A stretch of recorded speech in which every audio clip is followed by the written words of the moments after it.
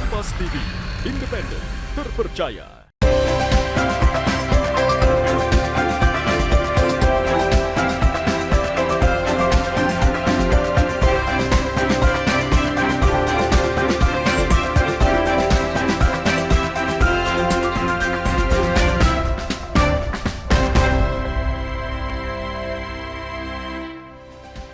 Selamat pagi saudara, apa kabar Anda hari ini? Senang sekali saya, Linda Wirawan, dapat kembali menjumpai Anda di program Sapa Nusantara edisi kali ini. Seperti biasa, kami akan menghadirkan beragam perbincangan penting dan menarik untuk menemani aktivitas Anda di pagi hari ini.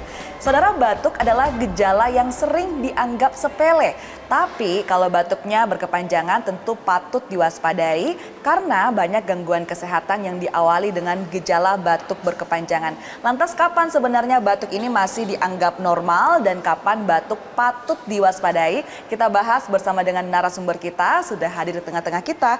Ada Dr. Musanif Ziad, spesialis paru selaku praktisi kesehatan dan dari Primaya Hospital Hertasning. Selamat pagi dokter. Selamat pagi Bu Linda. Bagaimana kabarnya hari ini dok? Baik. Oke, dok, kita hari ini akan membahas banyak dok soal batuk ya. Kalau hari-hari biasa kita batuk sering dianggap sepele dok, tapi sebenarnya batuk ini kapan sih kita anggap normal, kapan harus diwaspadai dok? Silahkan. Baik, batuk ketika diwaspadai adalah batuk yang berkepanjangan, biasa dia lebih dari 2 sampai 3 minggu.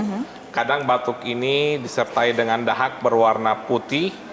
Untuk yang lebih parah bisa berwarna kuning kehijauan sampai kehijauan, bisa disertai dengan darah dan kadang disertai dengan demam, nyeri dada maupun kadang disertai dengan sesak nafas yang progresif. Jadi di luar dari itu masih bisa dianggap normal atau seperti apa dok?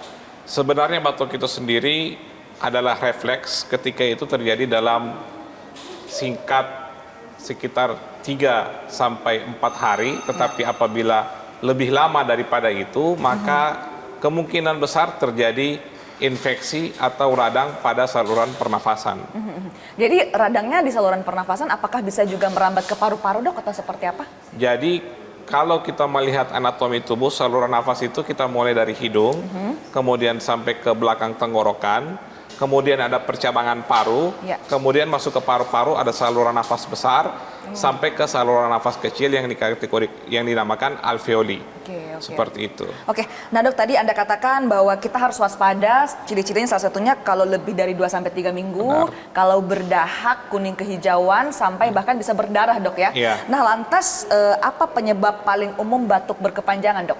Baik, batuk berkepanjangan bisa disebabkan oleh beberapa hal. Yang pertama adalah infeksi, salah satunya yang paling tinggi di dunia dan Indonesia menempati posisi kedua itu adalah tuberkulosis.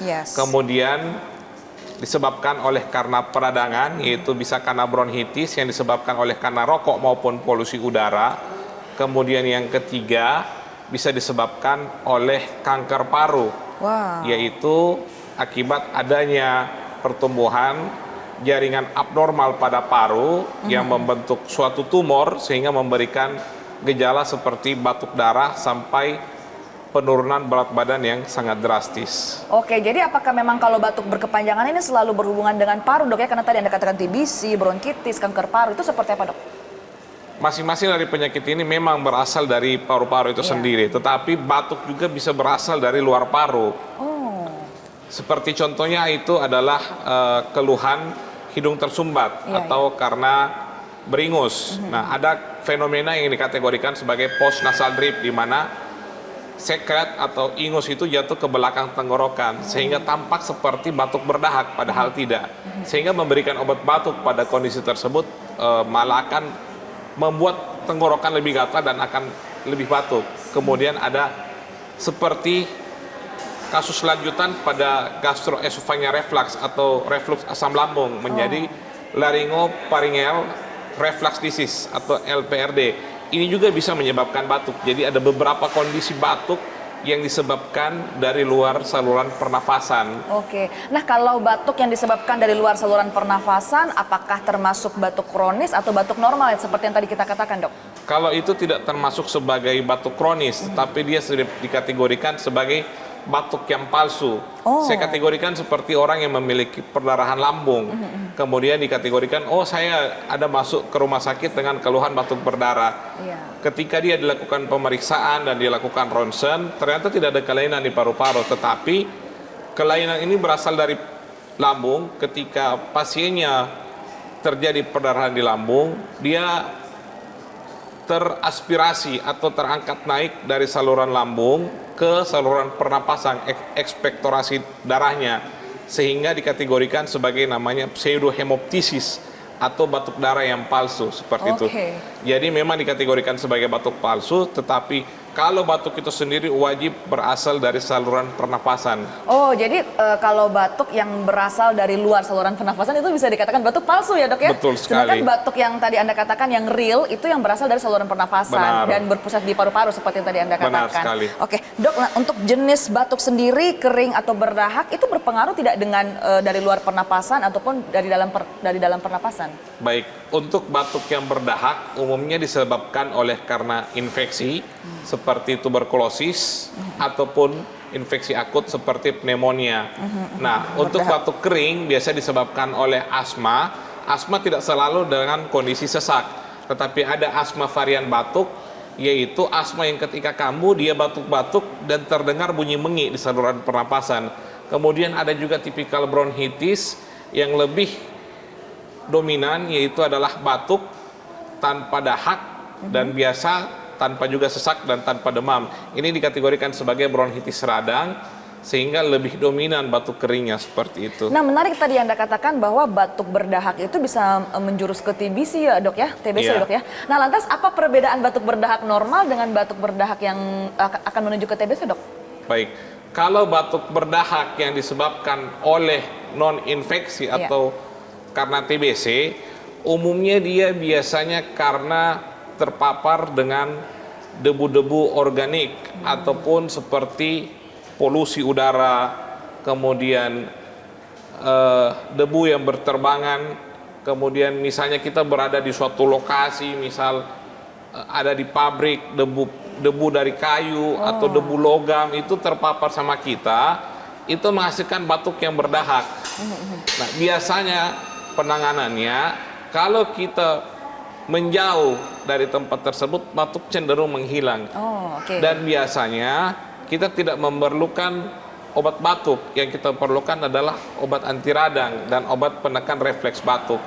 Nah, sementara untuk batuk yang disebabkan oleh infeksi, cenderung kita harus memberikan antibiotik, seperti itu. Sehingga pengobatannya berbeda. Kalau batuk yang disebabkan oleh radang atau non-infeksi, biasa berlangsung akut tanpa perlu diberikan antibiotik. Tetapi apabila sudah lebih dari 3-4 hari, walaupun tidak diberikan antibiotik tetapi masih batuk, maka itu termasuk dalam batuk yang disebabkan oleh infeksi. Nah, tadi menarik yang Anda katakan bahwa ketika kemudian batuknya karena debu polusi, ketika kita menjauh dari hal tersebut, batuknya akan hilang dengan sendirinya, Dok ya, tidak Benar. perlu meminum obat. Kapan kemudian kita harus meminum obat batuk, Dok, di luar dari antibiotik? Baik, yang dikategorikan tadi sebagai batuk yang disebabkan oleh paparan akibat debu organik apapun jenisnya, itu kami dari dokter paru menyebutnya sebagai bronkitis alergi. Bronkitis yang disebabkan oleh debu organik atau ada paparan dari luar yang kita sebut sebagai alergen, sehingga apabila kita menjauh tetapi masih batuk, kita cenderung memberikan obat batuk. Tetapi pada step berikutnya biasanya kita tidak cuma mengkombinasikan obat batuk saja, kita berikan inhaler yang biasa kita dapatkan pada penyakit-penyakit asma, sehingga obat batuk kita berikan untuk menekan refleks batuk dari pusat di otak, kemudian inhaler atau bronkodilator itu berguna untuk melebarkan saluran nafas yang menyempit karena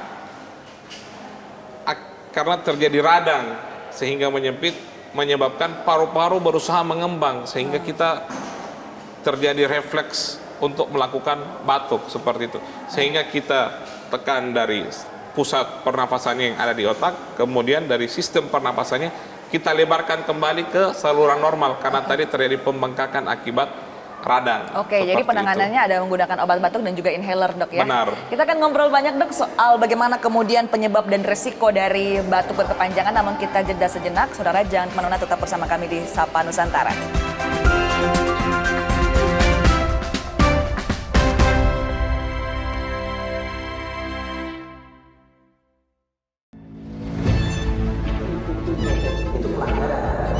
Zamannya sekarang perilaku korup ada di BUMN kita. Jangan lompat ke kesimpulan tanpa menjelaskan dirinya. Gaji tidak naik ya? Hanya 5.000 orang. Bahwa hal tersebut tidak boleh. Bola Liar setiap Jumat pukul 8:30 malam live di Kompas TV. Ketahui berita dan informasi seputar kekhasan, gagasan, tantangan, serta inovasi di 38 provinsi dan 514 kabupaten kota di seluruh tanah air yang terajut menjadi inspirasi bagi bangsa. Berbagai informasi aktual dan menarik dari berbagai daerah di tanah air dalam Jurnal Nusantara. Ikuti Jurnal Nusantara setiap hari pukul 6:30 pagi, live di Kompas TV.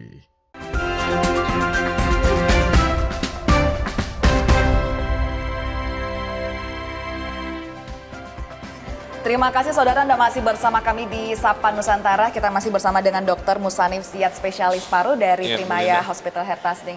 Dokter, tadi kita ngobrol banyak soal bagaimana kemudian membedakan batuk normal dengan batuk berkepanjangan, apa kemudian penyebabnya. Tadi yang paling menarik bahwa ketika kita menjauhi sumber-sumber batuk seperti polusi, debu, ini bahkan tanpa obat pun bisa sembuh dengan sendirinya, dok ya.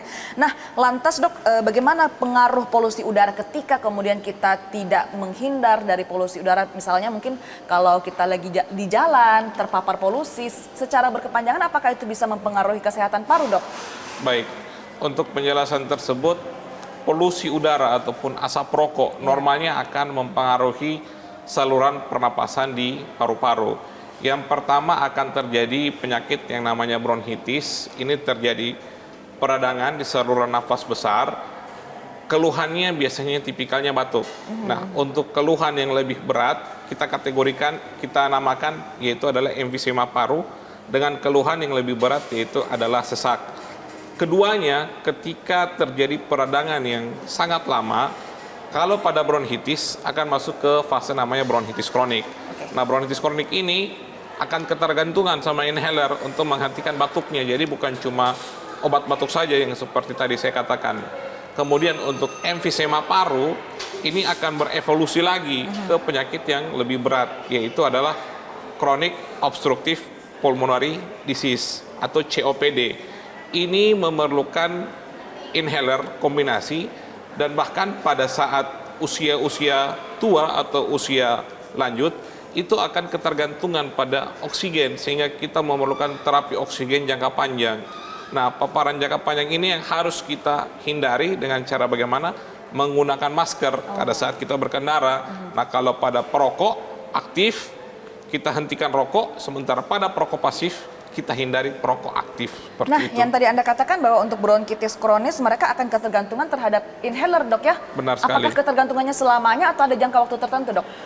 Ketergantungannya bisa dalam fase 3-6 bulan.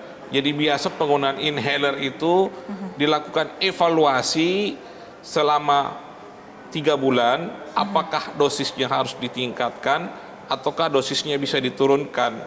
Nah, ketika dosis diturunkan, ada obat yang biasa digunakan rutin, bisa digunakan hanya pada saat batuk saja atau kambuh sesaknya. Seperti itu. Seberapa besar kemudian peran batuk berkepanjangan ini berbahaya terutama bagi anak-anak dan juga lansia? Baik, kalau pada anak-anak yang kita ketahui adalah imunitasnya belum sempurna. Nah, kalau pada orang tua, imunitasnya telah menurun akibat usia, disertai dengan penurunan fungsi paru. Sehingga ketika seseorang terkena batuk, kita belum bisa mengkategorikan apakah ini batuk non-infeksi ataupun infeksi.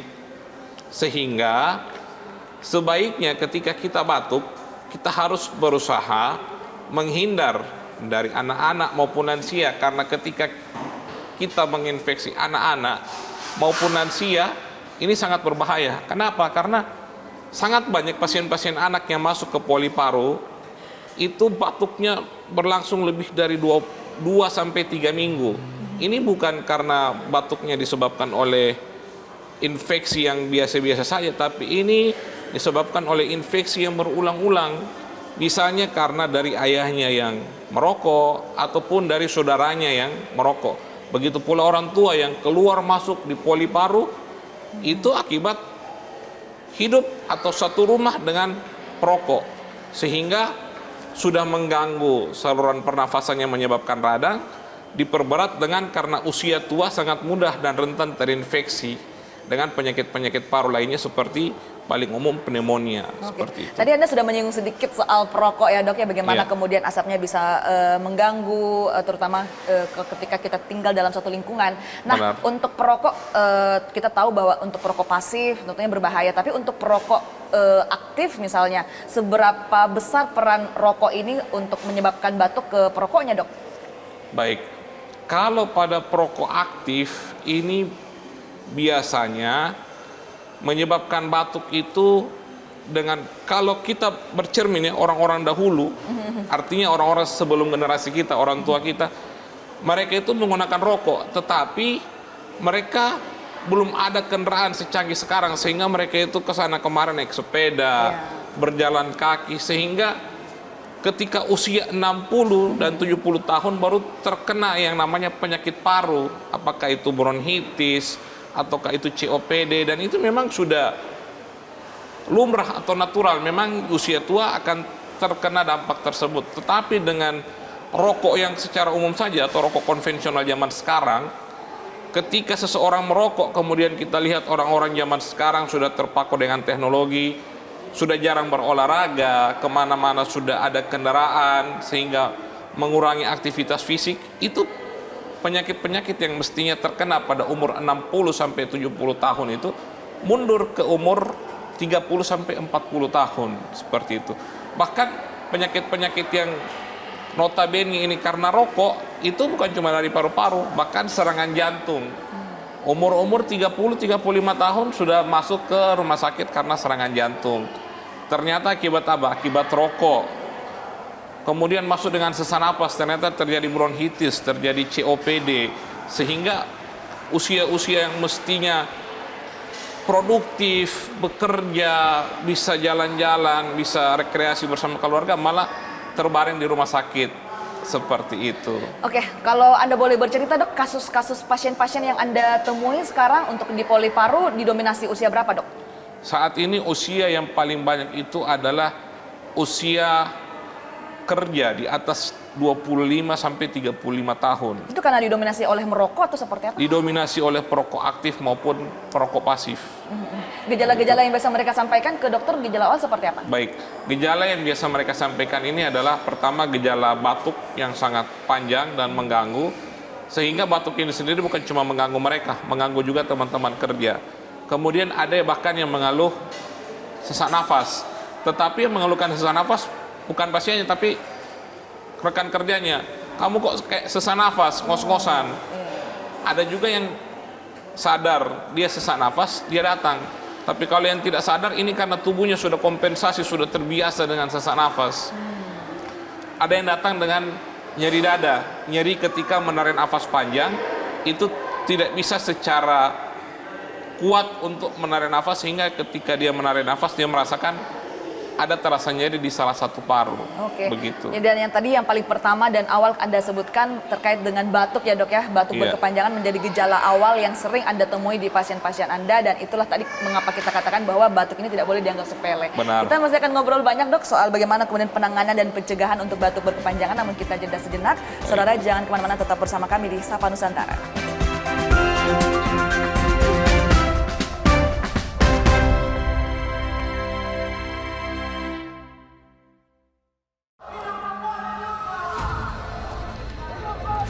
Sebuah penelusuran jurnalis Gambarkan situasi di depan dari Polda Metro Jaya, tidak hanya di bagian dalam, kemudian akan disampaikan polisi melepaskan. Tampaknya suasana sudah tidak kondusif. investigasi untuk mencari bukti. Tapi yang harus dibuktikan adalah lokasinya. Anda berani menilai kemudian hak angket ini akan berujung pada pemakzulan? Dipo Investigasi setiap Senin pukul 8:30 malam di Kompas TV.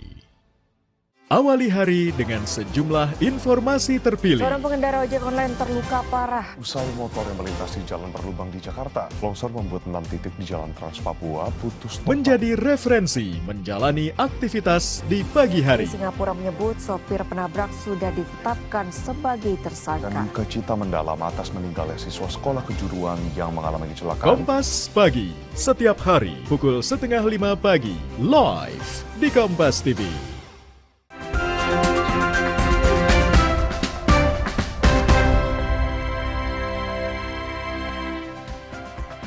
Terima kasih saudara Anda masih bersama kami di Sapa Nusantara. Kita masih bersama dengan Dr. Musaning Siat, spesialis paru dari Primaya Hospital Hertasning. Nah dok, saya akan, tadi kita sudah ngobrol banyak, serius-serius. Kayaknya ini mungkin pemirsa udah pada takut nih soal gejala batuk mereka. Kita santai-santai dulu. Di sini saya akan memberikan 2 pernyataan. Dokter bisa memilih salah satunya dok ya. Baik. Oke, kita mulai. Batuk lebih sering karena infeksi atau lingkungan? Batuk lebih sering karena infeksi. Karena infeksi. Lebih penting menghilangkan batuknya atau mencari penyebabnya? Lebih penting menghilangkan batuknya. Batuk kronis lebih beresiko di perokok atau non perokok? Lebih pada perokok. Paru sehat dipengaruhi gaya hidup atau lingkungan? Gaya hidup. Batuk lebih sering terjadi karena cuaca atau kondisi kesehatan? Kondisi kesehatan. Menjaga paru lebih penting hindari rokok atau olahraga rutin? Hindari perokok. Hindari perokok ya dok Benar. ya? Baik. Oke, kalau tadi pilih salah satunya, selanjutnya dok mungkin dokter bisa pilih setuju atau tidak setuju ya dok Baik. ya? Batuk yang tidak sembuh perlu diwaspadai, setuju atau tidak setuju? Setuju. Batuk kronis bisa menjadi tanda penyakit serius? Setuju. Polusi udara mempengaruhi kesehatan paru? Setuju. Merokok meningkatkan risiko penyakit paru? Setuju. Anak-anak juga bisa mengalami gangguan paru? Setuju. Kesadaran masyarakat tentang kesehatan paru masih kurang? Setuju sekali. Oke dok, yang menarik tadi anak-anak juga bisa mengalami gangguan paru. Anda setuju? Apakah karena kemudian di sekitarnya ada perokok atau karena polusi udara dok? Sebenarnya kalau untuk anak-anak sendiri, yang paling sering kita temui di sini adalah penyakit-penyakit pneumonia pada bayi, anak atau kurang dari usia 2 tahun. Karena kenapa? Baik dari anamnesis ataupun obrolan dengan orang tua itu murni ada seorang perokok di dalam rumah, sehingga anak ini dalam 1 tahun bisa 4-5 kali terinfeksi pneumonia. Nah, dan ketika terinfeksi pneumonia, anak ini betul-betul dalam kondisi sesak, dalam kondisi demam tinggi, dan bahkan berat badan yang awalnya bagus itu akan turun sangat banyak. Seperti itu. Jadi itu kasus-kasus yang biasa Anda temukan ya dok ya, terkait Benar. dengan kesehatan paru di anak-anak. Nah, Iya. untuk secara umum dok, kapan seseorang harus segera memeriksakan diri kepada tenaga profesional terkait dengan gejala batuk? Baik, ketika batuk itu sudah mulai lebih dari 3 hari, artinya batuk itu bukan cuma tadi karena radang, tapi sudah karena infeksi, maka itu perlu penanganan minimal adalah antibiotik. Dan antibiotik ini tidak boleh sembarang diberikan. Antibiotik itu harus diberikan berdasarkan kuman penyebab yang paling sering, kemudian dosisnya harus sesuai, tidak bisa sembarang memberikan dosis, kemudian lama pemberian juga harus sesuai, tidak boleh langsung mengatakan, oh dihabiskan saja, karena ada dasar kapan antibiotik itu harus diganti, kapan antibiotik itu harus di stop. Kemudian yang terakhir adalah kombinasi. Di beberapa penyakit paru yang batuknya yang lebih berat, kita perlu kombinasi obat batuk antibiotik. Jadi antibiotik ternyata tidak hanya harus, kalau kita kan general kita mengatakan antibiotik harus habis 1 papan, ternyata itu tidak tentu juga dok ya? Benar sekali. Seperti apa biasanya penggunaannya dok, dan mungkin bisa diceritakan contoh-contoh kasusnya?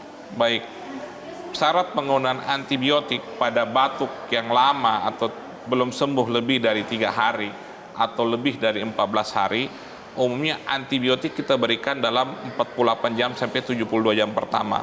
Apabila tidak terjadi perbaikan, maka wajib dokter mengganti antibiotik, apakah dengan antibiotik jenis lain yang masih sama kuatnya dengan antibiotik sebelumnya, ataukah kita bisa tingkatkan kekuatan antibiotiknya seperti itu. Jadi sekali lagi buat Anda pemirsa di rumah, antibiotik harus selalu atas anjuran dokter ya dok ya? Benar sekali. Baik, nah dok, pemeriksaan apa saja yang biasanya dilakukan jika kemudian pasien datang ke Anda untuk dengan gejala batuk yang berkepanjangan dok? Baik, pada saat pasien datang ke poliklinik ataupun ke UGD dengan keluhan batuk yang berkepanjangan, umumnya kita melakukan pemeriksaan fisis terlebih dahulu, menentukan letak kelainan paru.